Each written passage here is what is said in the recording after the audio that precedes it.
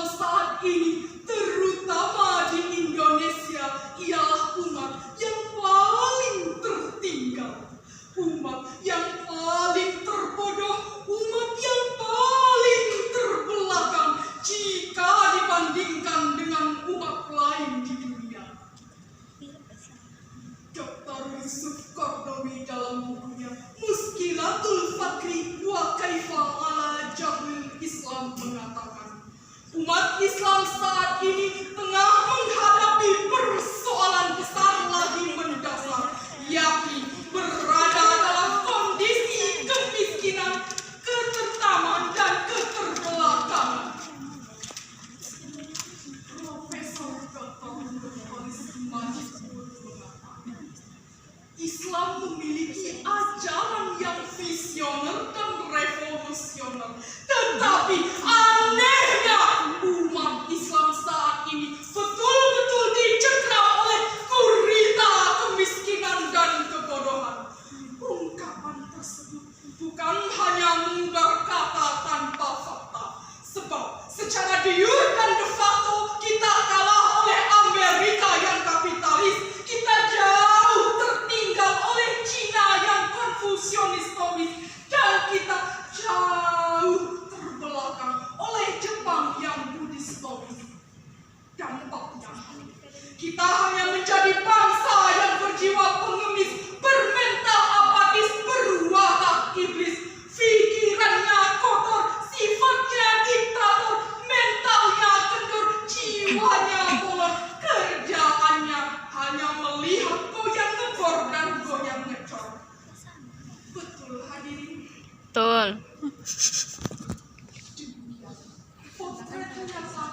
Kakak benar. Sumber daya manusia yang berefek langsung terhadap kondisi bangsa. Oleh karena itu, pada kesempatan kali ini, izinkan kami menyampaikan syarahan Al-Quran dengan judul Etos Kerja, Kualitas Sumber Daya Manusia dalam Pembangunan Bangsa.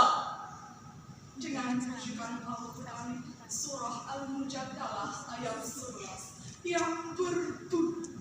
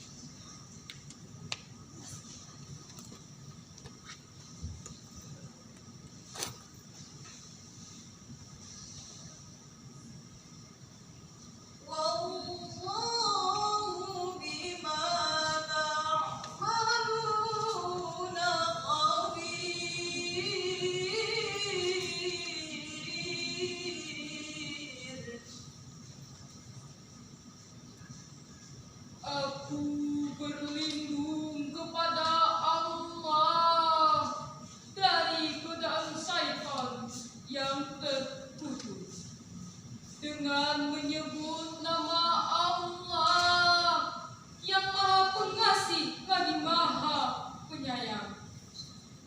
Niscaya Allah akan mengangkat derajat orang-orang yang beriman di antara dan orang-orang yang berilmu beberapa derajat.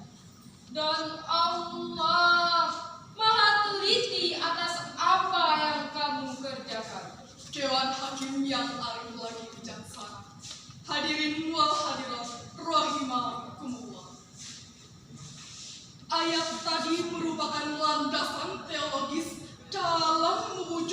sumber daya manusia yang berkualitas, yakni melalui peningkatan ilmu pendidikan berbasiskan keimanan. Dr. Sulaiman Al-Asqori dalam Subdatul Tafsir min Fathil Qadir menjelaskan, barang siapa yang berkumpul dalam diri seseorang iman dan ilmu, maka Allah Subhanahu wa Ta'ala akan mengangkat derajat orang tersebut dengan keimanannya, dan kemudian dengan ilmu pengetahuannya beberapa derajat. Dengan demikian hadirin, untuk mewujudkan sumber daya manusia yang berkualitas, kita harus menciptakan ilmu pendidikan yang memberdayakan potensi ilmu dan iman, sehingga nantinya akan terciptalah sumber daya manusia yang handal dan personal, yang profesional. Namun sebaliknya, jika ilmu tanpa didasari iman, maka hanya akan melahirkan model-model manusia jahiliyah. Akidahnya lemah, kerjaannya hanya bikin rusak bangsa dan negara. Selain itu, akibat lemahnya iman dan keyakinan, ilmu pengetahuan disalahgunakan yang seharusnya menuntun ke jalan kebaikan, malah menjerumuskan kepada tingkat kebiadaban, kezaliman, dan kesewenang-wenangan. Kita perhatikan akhir-akhir, bukankah banyak angka kejahatan dilakukan oleh orang-orang berpendidikan, berilmu, dan berwawasan luas? Kita perhatikan orang-orang miskin, kalaupun mencuri hanya untuk makan sehari-hari. Orang-orang bodoh, kalaupun mencuri hanya untuk sesuap nasi. Namun, jika maling-maling berpendidikan mulai beraksi dengan bersenjatakan pena, mengutak-atik kata, memanipulasi data, hanya dengan sekejap mata, hadirin, mereka mampu merogoh uang negara dengan nilai miliaran rupiah. Bukankah saat ini kita sedang dibimbing? Siapa sebenarnya yang mau? Polisi kena, jaksa kena, hakim kena, pengacara kena, bahkan KPK-nya pun kena. Bikin slogan bagus, orang bijak taat bayar pajak. Orang pajak malah nyikat duit pajak. Demikianlah hadirin, jika ilmu tanpa diimbangi dengan keimanan. Lalu, apa yang harus kita lakukan setelah mendapat ilmu pengetahuan? Sebagai jawaban, mari kita perhatikan Al-Quran Surah Al-Taubah ayat 105 yang berbunyi, وَقُلْ اعْمَلُوا فَسَيَرَى اللَّهُ عَمَلَكُمْ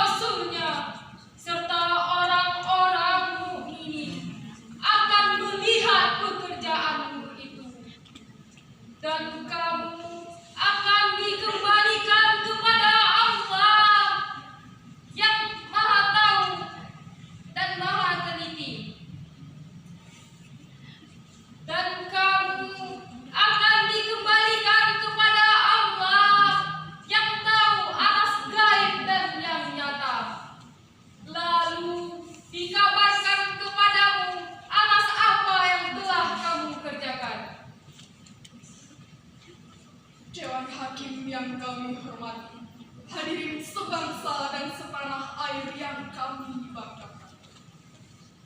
Ayat tadi diawali dengan kalimat i'malu ma syi'tum, yang artinya bekerjalah kamu sesuai dengan skill, profesi, dan keilmuan masing-masing. Jika kita kaji lebih dalam, ayat tadi diawali dengan kalimat i'malu. Istimbahnya, i'malu adalah sighah amal dalam kaidah usul fikih al-aslu fil amri lil wujub. Pada dasarnya, setiap perintah itu menunjukkan suatu kewajiban. Oleh karena itu, wajib hukumnya bagi saya, saudara, dan kita semua untuk bekerja dan berusaha sesuai dengan kemampuan masing-masing. Berkaitan dengan hal tersebut, Profesor Dr. Kroy Shihab menjelaskan ayat ini bahwa ada 3 perintah Allah Subhanahu wa Ta'ala kepada kita. Yang pertama, kita harus memiliki mental baja, tidak mudah menyerah dan selalu berusaha. 2, kita harus memanfaatkan waktu dengan sebaik-baiknya.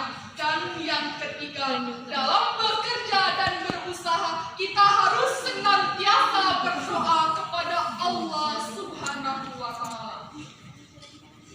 Jika hal tersebut kita aplikasikan ke dalam dunia nyata, maka bangsa kita pasti akan memiliki etos kerja yang tinggi. Sebab sejarah membuktikan, bukankah dengan etos kerja yang tinggi lahirlah orang-orang besar yang mampu merubah peradaban dunia.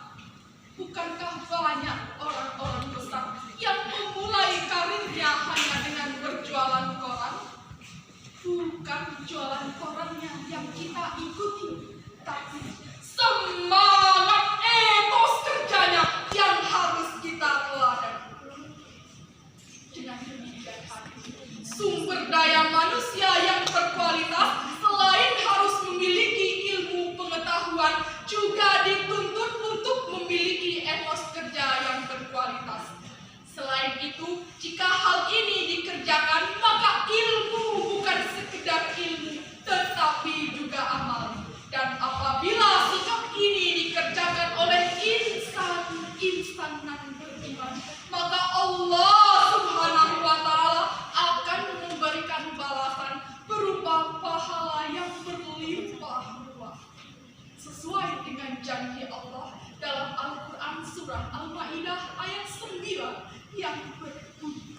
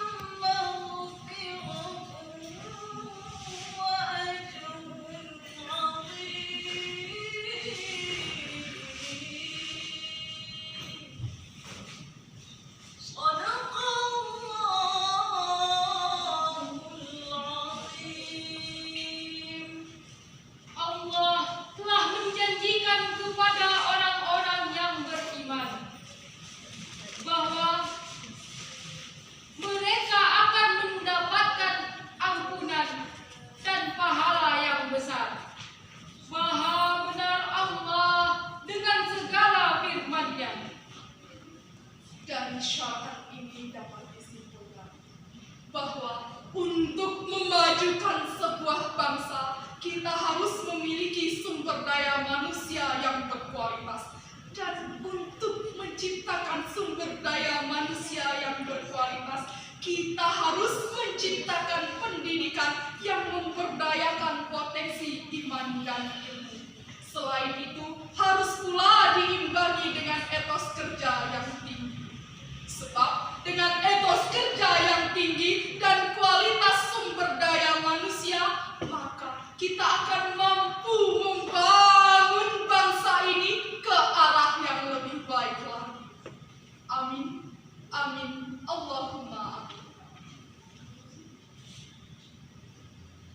Demikian syarat ini kami sampaikan.